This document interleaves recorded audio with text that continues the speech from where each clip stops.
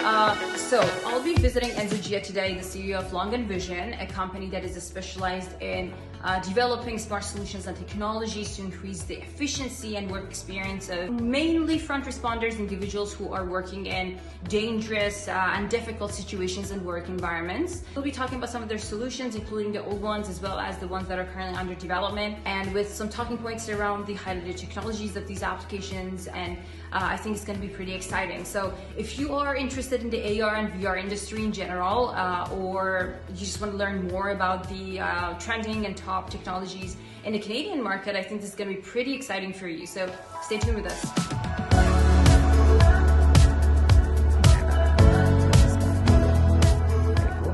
Yeah, you're right. So we can basically see how it works, and if in terms of having smoke around, that's the body temperature helps the device detect the body.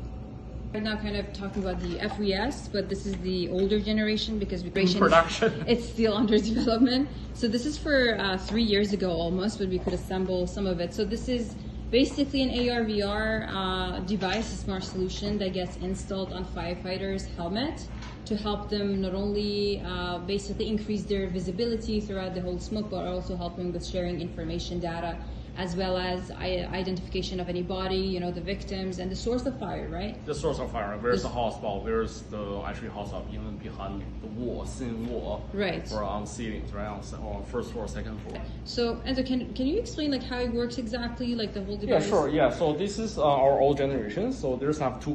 The system have two parts. Yeah. The first part is our display or sensor CPU. Yeah. Are all in the front. And the back, just the batteries, is a battery pack. Yes. And we have different type of battery pack, and this is just for like mid-size battery pack. Mm-hmm. For different running time, we have different kind of battery pack available. And so the front wheel are connected through very ruggedized military grade cables. Uh-huh. And there's also adjustments on positions here. We have a screw here to adjust the tilted positions. Yeah. And and also the visor, this part is replaceable. Like you can, if you want to get a new one, we can just put a new one here. Okay. And this is actually kind of counting as a consumption part. Okay. So each quarters is designed to be replaced by each quarter. Each quarter we got a new visor on, because for firefighting we always like in burning and fire environment. So. Mm-hmm. We did design the system to be repairable, or there's some replacement part need to replace in certain time or period. Yeah, and this device has already gone through fire, right? This one has gone through fire. There's some smoky feeling, smoky smelling. Yeah. I sense device. that. Yeah. Okay, that's amazing. And how is the new generation, the one you're working on, is different from this? So actually, the newer generations is, as you can see, this generation, the visor couldn't, one requirement we have in here, the visor couldn't flip up. Yeah. The newer generation, the visor can actually flip up. Okay, totally. And basically, like, you don't need it, you just flip up. It's don't block your regions or anything. Okay. You can actually see the real stuff. And regarding that, besides that, that's actually the new generation housing, and compared with the old one. So the new generation housing, we are more implementing more like ruggedization of the design. As you can see, like it's more like ruggedized feelings. Yeah. And also another implement things we are here. We also design on top of the camera housing. We also design a real system. Mm-hmm. So for example, if firefighter want to mount a flashlight, can mount on top of the camera housing. They can mount a flashlight or any other more equipment. Flexibility, right. more compatibilities Mm-hmm. with their other devices. And oh, I can't wait to see the new design. Yeah, I mean that's we are still waiting. We are still producing. Like we are actually producing second batch right now. So that's kind of the new housings, and compared with old ones, definitely can feel it's more ruggedized. Yeah. It's nicer looking too, you know, like the feeling of it. Yeah, you can look of it. Drop it, it's not going to broke anyway. Yeah. So it's made from very tough plastic, and that's perfect. Yeah, that's the one. So here we are basically seeing Enzo. And that's basically, again, this is the older generation. I don't think is the visual are going to change in the new generation? Yeah, the visual is going to be changed. Okay. A lot of things are going to be changed in the new generations. It worked finally. I mean, like, I was not expecting that. Yeah, I'm not expecting as well. Yeah. This one, because we kind of didn't put energy onto the old generations. Yeah, of course. After 3 years, I'm impressed. It worked. Yeah, this one has gone through fire, water, steam, everything. And okay. So this one is our. Sorry. I think people are going to look at it and they would be like, "Oh, I've seen this somewhere." Yeah, this one is actually a body scanner, body temperature scanner we did, basically using the same hardware.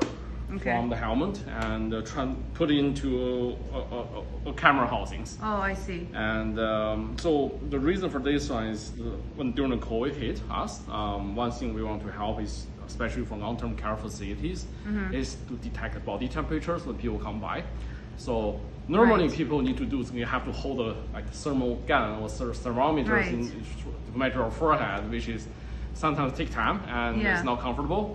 So this one is all automatics. People just walk by. So if you have fever or anything, they would just know. It's actually all basically on computer screen show that this person potentially have a fever about 37 degree, and system will be showing alarm on the computer screen, and the security guard or anything like health safety people will come and check out, to do a double check. Using thermometers, using the handheld version to double check it, is there really going on a fever or not? So again, kind of we're using similar technologies from the same hardware from the FES system, and we just have run a different set of software on that, and instead of this one actually are connecting to a computer, to a PC. We're using a PC as in computing powers to display informations and doing all the algorithms is all running on the PC. So this one is not on cloud.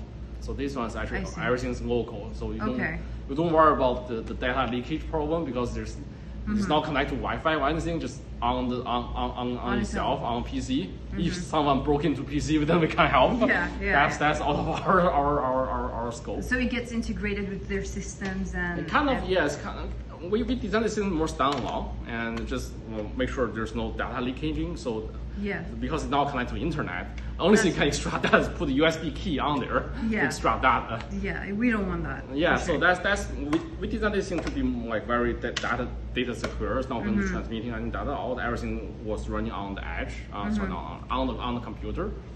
So we actually this one has been implementing a lot in long-term care facility in Toronto. Some of the long-term care facility you may see our device running there and have to have our logo on it.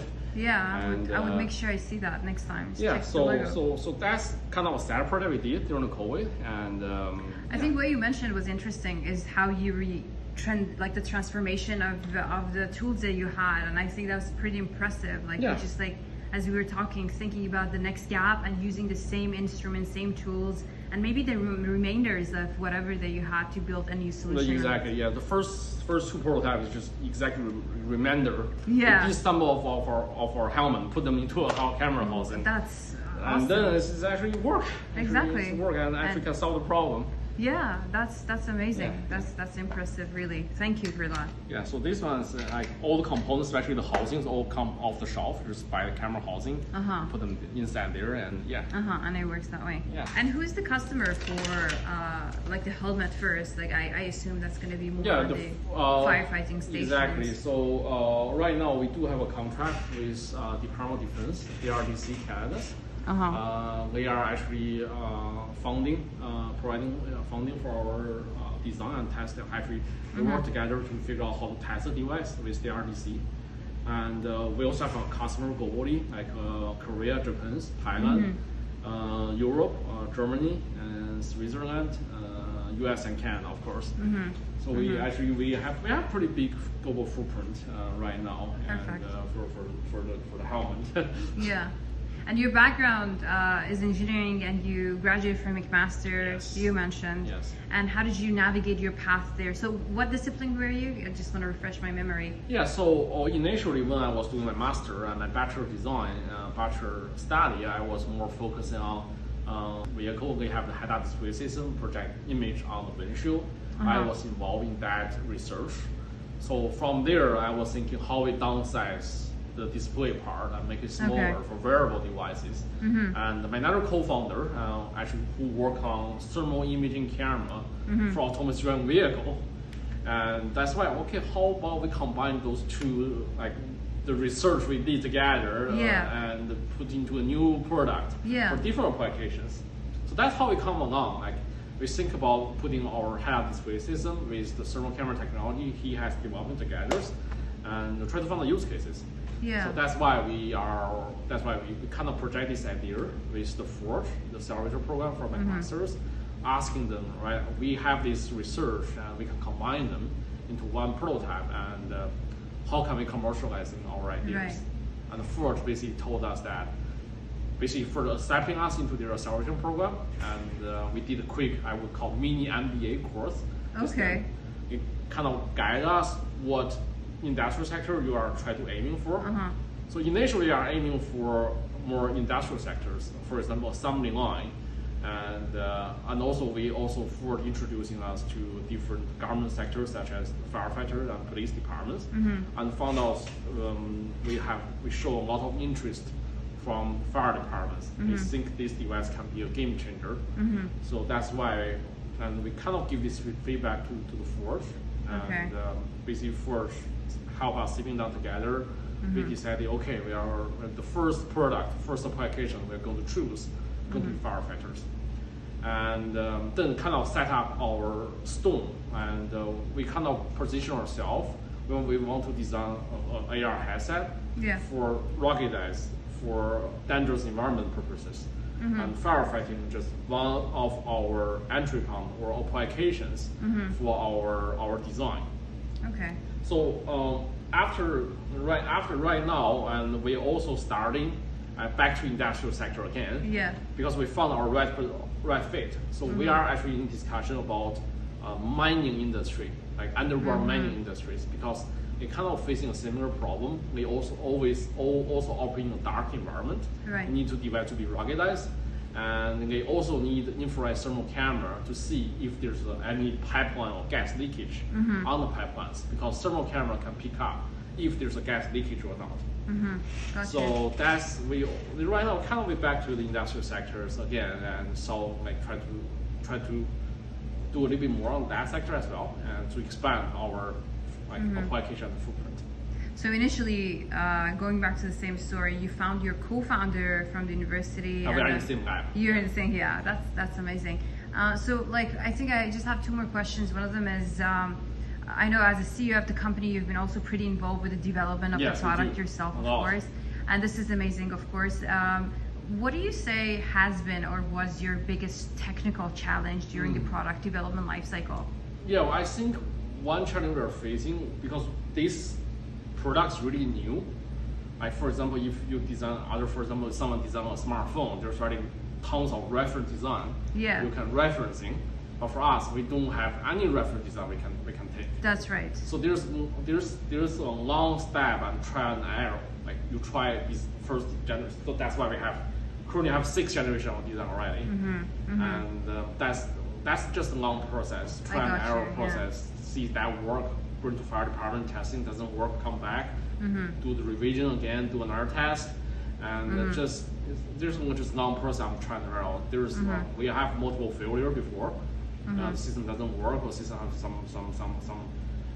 there's a problem, and we have to go back again to fix it and errors. And because due to we don't have any reference we can referencing on, so we have to explore everything ourselves. Got it. Yes. So that's the most challenge and pinpoint we have to face ourselves actually, because if you ask someone, there's no one know how to do it. That's right. We are only one. We are kind of the pioneer doing the people can follow our step as we can become a reference design, but again, that's just the hard part, right?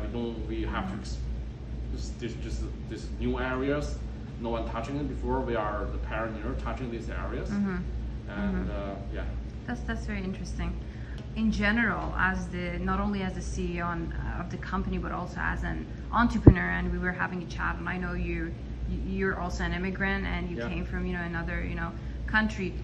What do you say has been your biggest challenge in general during that entrepreneurship journey that you have had? It can be the same thing, by the way. It doesn't have to be different. Well, of course, I think for any entrepreneurs, founding financial is a big hurdle. Oh, of course, yes. Of course, especially you're working in a hardware company, as you can see all the hardware around. Yeah. It's costing money. Yes, and of if you're course. making cosmetic components, costing money and time. Yeah. And sometimes we call it time is money. And basically, the majority of challenge for entrepreneur is time and money. And those two are related. Like for example, if we have one failure of design, have to go back to drawing board, that will take 1 or 2 months to correct it. And those 1 or 2 months, you have to pay actual rent, you have to pay actual people's costs, and your product's not on market, is not going to generate revenues, which is based on time, based on money. Yes, that's right. So again, basically money can solve time problem. You have a big chunk of cash and funding in front. You have the luxury to do mistakes, but for some of our startup companies, we don't have that such much very big fund. So we have to do everything carefully, and to make sure we don't make too much mistake, to make the thing too long. And definitely, I think getting investment funding process is a big challenge as the current environment, as we know, understanding right now, especially for hardware companies. You have a big capital in the front because you have to producing the hardware physically. It's not like software, like you just hiring the people and everything's run. You are existing hardware already, smartphone or computer already. We don't need to build our own hardware. And I think definitely that's the big challenge is getting financial support, getting funding. You want to support their activities. And I think that's the biggest challenge for almost all. Yeah. A lot of entrepreneurs out there, not having sufficient capital and making sure that you're using your time and capital wisely. So especially for the international entrepreneurs who are kind of navigating the Canadian market and are thinking about coming, what would be your advice to them? Because for them it's even more challenging than the ones who are growing up in this market. Well, I think there's actually more, there's potentially more advantage on that part as well. As an international? Actually, international, yes, because you come from other country, for example, in other countries, maybe you already have connection from that countries. Yeah. And again, if you are international, you are more willing to also work with other international people around global. And we know the Canada market is small, but that's why Canada actually export a lot of good to other countries. Yeah.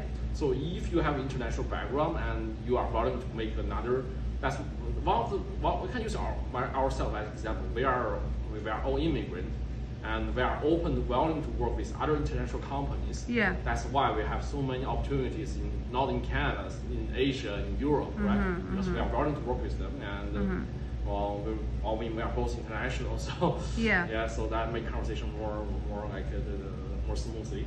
And also, by you are international, you're willing to work with other international party. That means you can actually getting funding or investment from other different countries as well. Like globally, you can actually global raise funding, yes. global investor. For example, we do have a Japan investor as our shareholder as well. Amazing. That's why, I think that's maybe also because we are open to international funding. Yeah. Open to discuss about that. So I think that's kind of we call advantage part. And but for new immigrants to start business here, there's definitely a learning curve about how things work here. Yes. You have to adapt the cultures here. You have to think about how you work with how things work here, basically figure out how things work here. Because ourselves have been here for a long time, since 2018, 15 years, 17 years ago. Yeah. So we already know how things work here. So we just need to, for ourselves, we are just open, willing to work with international people, partners, to get our product. We build it here, but we are selling the product everywhere. Got it. Globally.